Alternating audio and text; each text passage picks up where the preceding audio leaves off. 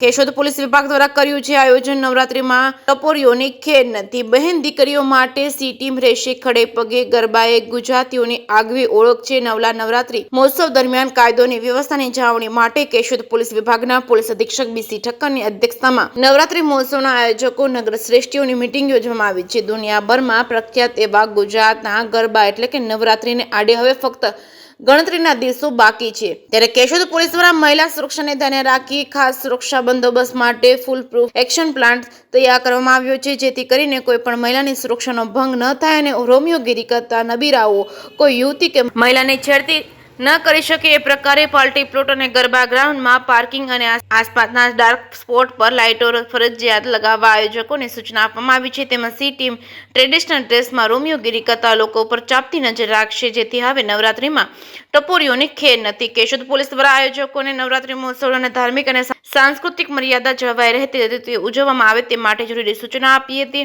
આયોજકોને રહેલી મૂંઝવણો સાંભળી માર્ગદર્શન આપવામાં આવ્યું હતું। કેશોદ પોલીસ વિભાગના પોલીસ અધિક્ષક બીસી ઠક્કર, કેશોદ પોલીસ સ્ટેશનના પોલીસ ઇન્સ્પેક્ટર પીએ જાદવ, પોલીસ સબ ઇન્સ્પેક્ટર જે.આર. વાજા તેમજ માણાવદર પોલીસ સ્ટેશનના પોલીસ ઇન્સ્પેક્ટર ડી.આર. પારગી ઉપરાંત કેશોદના માણાવદરના બાટવા વિસ્તારના નવરાત્રી મહોત્સવના આયોજકો મીટિંગમાં ઉપસ્થિત રહ્યા હતા। જે.કે. સિંગોદતી સાથે રાજુ પંડ્યા, કેશોદ।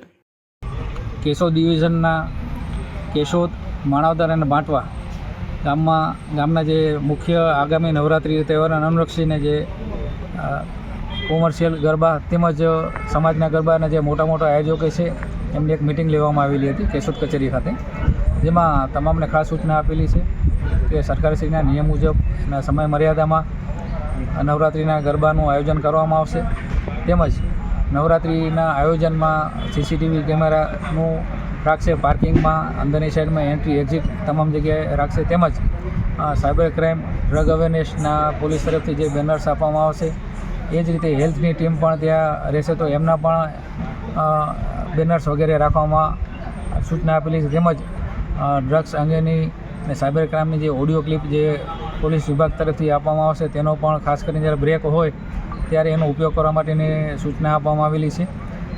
એ જ રીતે રાત્રિ દરમિયાન સતત પોલીસનું પણ પેટ્રોલિંગ રહેશે અને નાના મોટા કોઈ પણ ઇસ્યુ ઊભા થાય તો તાત્કાલિક પોલીસનો સંપર્ક કરે તેની પણ અપીલ કરવામાં આવી છે।